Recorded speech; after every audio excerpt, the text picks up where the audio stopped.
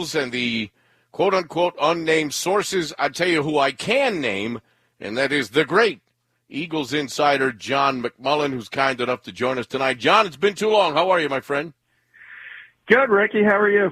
I can't complain. We are in Florida for the All-Star break, trying to get a little suntan maybe, and get a little rest and get ready for a exciting second half of the baseball season. And we're just a couple of weeks away from training camp, obviously, and this year we'll have 3 instead of 4 preseason games for the Birds in the month of August. And let me start with let me ask you, do you find it strange? I mean, we found out today they're going to have practices against 2 teams, which is, I don't ever remember that happening. Both the Patriots and Jets will share the practice field with Sirianni's troops. But that's a lot of time, John, in between the final preseason game and the trip to Atlanta for opening day on September the 12th, don't you think? Yeah, and that's part of the reason, Ricky, why they're going around the league to more joint practices. You know, coaches, I used to talk to Doug Peterson about this a lot, and he would say, you know, sometimes joint practices are better than preseason games from the perspective that you can actually work on certain things. In other words, if he wanted to work on goal line work, he could script that in a practice rather than hoping it would come in the game and you had a chance to work at it. So from that standpoint, I think it's going to continue to go in the direction as they scale back in the preseason, and we're down to 3, hopefully. I hope we eventually get down to 2. And they certainly will get down to 2 if they go to 18 games. You know that's coming because that 18th game is the next boulder to fall here. You know. Yeah, no question. So eventually, that's where they're headed, and you do have to prepare for the season. I mean, the NFLPA has done a wonderful job. You know, people criticize them all the time, rightfully so, on certain financial issues. But I got to tell you, when it comes to quality of life and scaling back off-season work, they've done a good job with that because there's not a lot of preparation time. And coaches are always wringing their hands because, especially ones that have been around for a while, which is not necessarily the Eagles coaching staff, but because they're so young. But yeah, it's not like it used to be. So those first couple of weeks of the regular season, they tend to be a little bit sloppy. All right, let's get to all these unnamed sources, and I hate when it's unnamed sources. But what's your take on these things that came out today? Supposedly players, telling what I guess it was Michael Robinson, NFL Network, that came out and said that there's certain players that have their doubts about Nick Sirianni's ability to run a football team. Yeah, well, my take is it's not that big of a deal, number one. I used to say this about Carson Wentz, Ricky. When people would say everybody doesn't like Carson Wentz, go line up the next 90 people you meet, and they're not all going to like you. Well, maybe they'll like Ricky Ricardo. I can tell you they're not going to like me. I can't find 90 in a row. I mean, that's just natural. Think about the opening press conference, Ricky. Think about how the fans took it. Mm-hmm. A lot of fans said, what the heck is this guy? That's the same way the players are. The players are people. There are certainly players in that locker room who are coming off a pretty successful era, obviously, except for the last season with Doug Peterson, are probably saying to themselves, yeah, what the heck are we doing here? That to me is human nature. It's not that big of a deal. They'll all give him a chance. Ultimately, if he wins games, he'll be successful. But, yeah, I mean, people are going to question. And Lane Johnson coming to his defense immediately on social media, that's great, too, because Lane's a leader of this team, and he wants to stick by the coach, and that's a positive. And, we got to talk to Jason Kelsey down the shore a couple weeks ago, and he was giving rave reviews about Nick Sirianni. All that is positive stuff. But, yeah, there are guys that are questioning whether Nick Sirianni is the way to go as an unproven head coach, a rookie head coach, a guy who wasn't on a lot of people's radar. And remember what people were saying about Doug Peterson, Ricky. Mike Lombardi, and this is the least prepared guy in the history of the world to be a head coach. How did that work out? Nick will get his chance. But, yeah, it's human nature that certain people have doubts. And Michael Robinson, by the way, the last part of this, he didn't wake up today and say, oh, I'm going to destroy Nick Sirianni. Players talk to each other. Sure. And he's probably heard a couple things. It's not that big of a deal. All right, let's take a look at, as you 2 weeks out here, take a look at training camp. And look, you're going to want to have the eye test, and you're going to want to see and feel and listen and smell everything that goes on here. But as we sit here tonight, as we watch the baseball All-Star game, once the All-Star break is finished, it starts to, the letters NFL start to creep more into our conscious on a daily basis, okay? So when you look at the Eagles from the point of view of it being July, okay, right now, as we start looking toward training camp, give me the strengths and weaknesses of this roster as you see it at this moment. Well, the strengths are easy, and it's typically what it has been in Philadelphia. I mean, really, since Andy got here at 99, it's offensive and defensive line. I mean, that's what they believe in, is building up front on both sides of the football. They're very strong on the offensive line. And they, the silver lining to last year and all the injuries and all the attrition, Ricky, was all the young players getting valuable reps. And now they have depth as well to go along with Brandon Brooks being back and Lane Johnson. That's potentially a top 5 offensive line. A lot of ifs because you have aging talent that has an injury history, but those guys can play. We all know that. Defensive line as well. Fletcher Cox still plays at a high level. Brandon Graham still plays at a high level. They're deep. Javon Hargrave, Josh Sweat, Derek Barnett. So that is the clear strength. And that's good, by the way. If you can block people and you can rush the passer in this league, you're going to win some games. The question marks, look, it's got to start with the quarterbacks.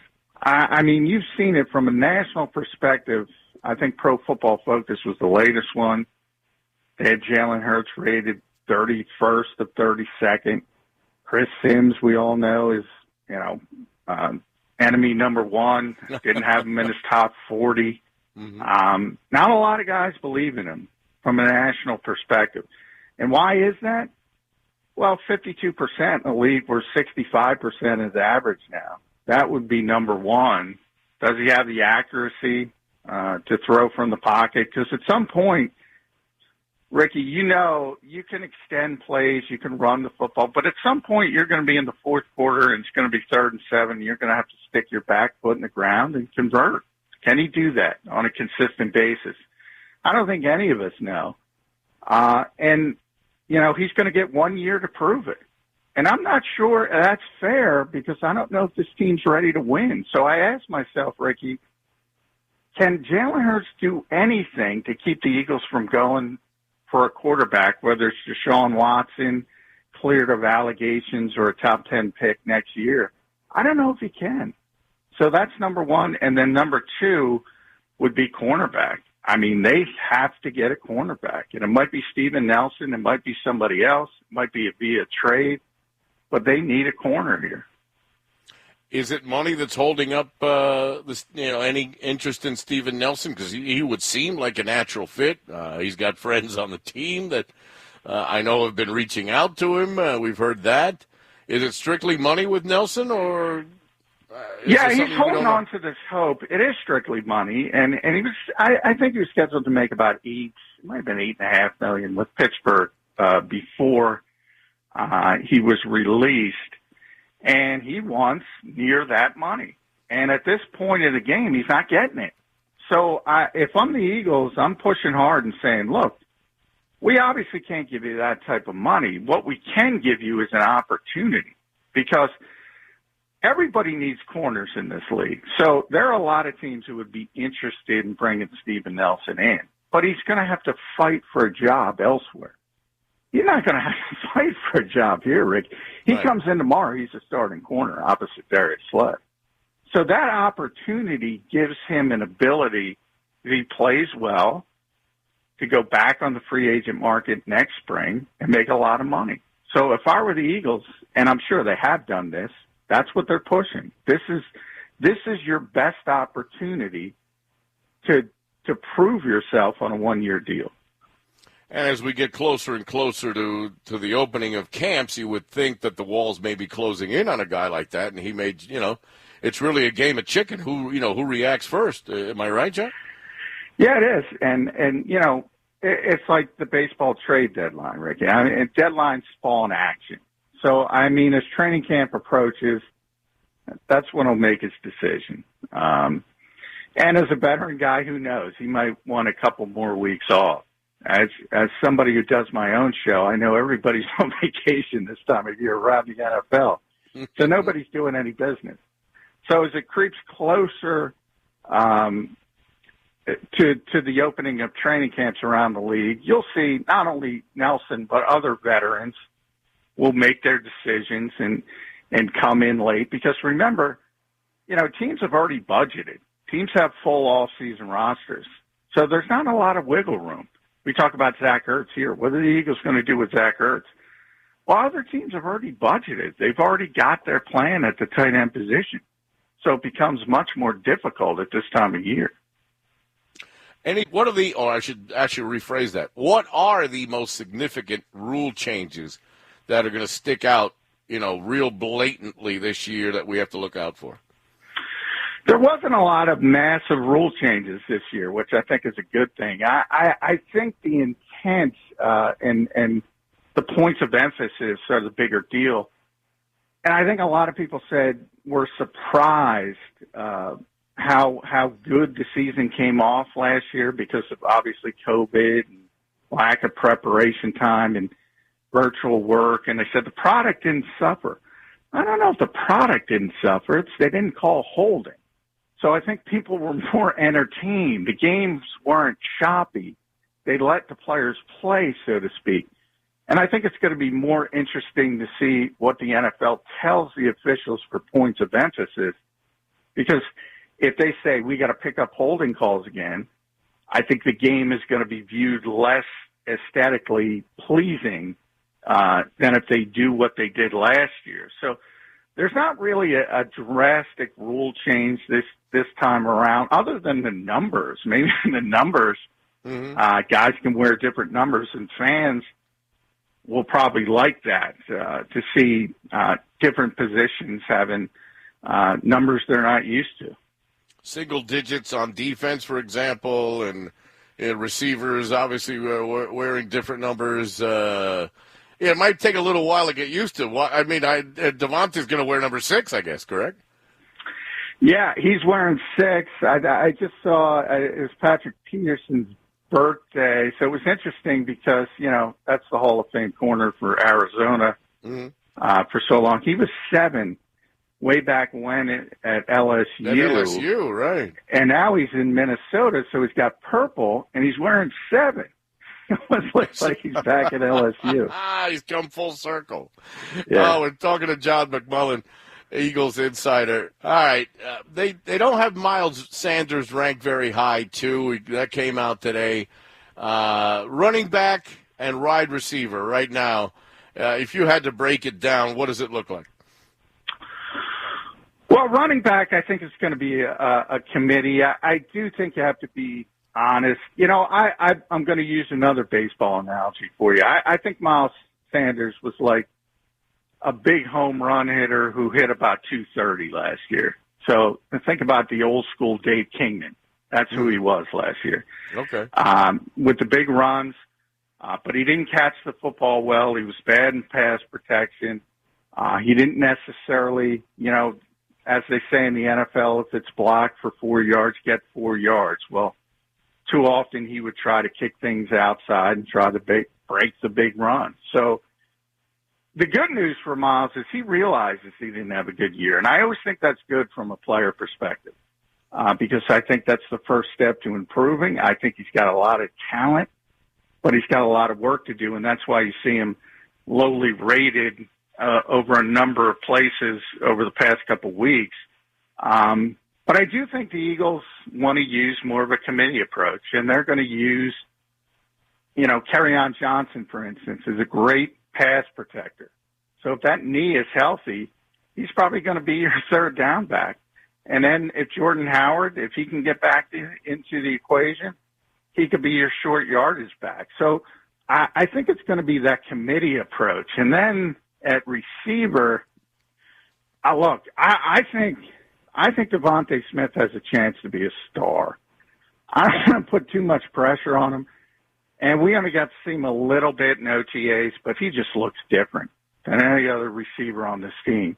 Mm-hmm. And I'm hoping that it's sort of a domino effect. So I'm hoping he becomes a true number one, and then Jalen Reagor's more comfortable as a number two, and Travis Fulgham's more comfortable as a number three, never seeing a double team, sort of things like that. But there's a lot of pressure on Devontae Smith to hit the ground running. I think he's got the talent to do it, though.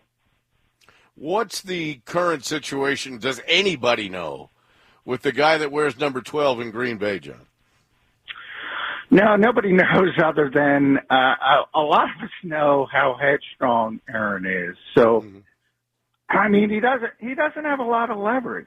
So he doesn't want to play there. I mean, he does not want to play another down for the Green Bay Packers. But is he willing to walk away and retire and do sort of what Carson Palmer did? If you remember, he didn't want to play for the Bengals. He took his ball and went home. He retired. Eventually, the Bengals said, all right, he's serious. He's not coming back. Let's trade him. And then he had the great rest of his career with the Raiders and the Cardinals. The problem with that is, if Aaron Rodgers does that, he's got to give $23 million back to the Packers with signing bonuses and things of that. And people have told me, well, Aaron doesn't need the money, and he certainly doesn't. But I've yet to meet the person that wants to cut a $23 million check back. So it is kind of loggerheads in the fact that the Packers sort of want him to be the starter for one more season and then go to Jordan Love, and then they'll talk about trading him next year. And Aaron doesn't want to play again. And by the way, from the Packers' perspective, I don't know why you would want a lame duck ever at the quarterback position or the coaching position. People tend to realize that teammates, things can go in a negative direction really quickly.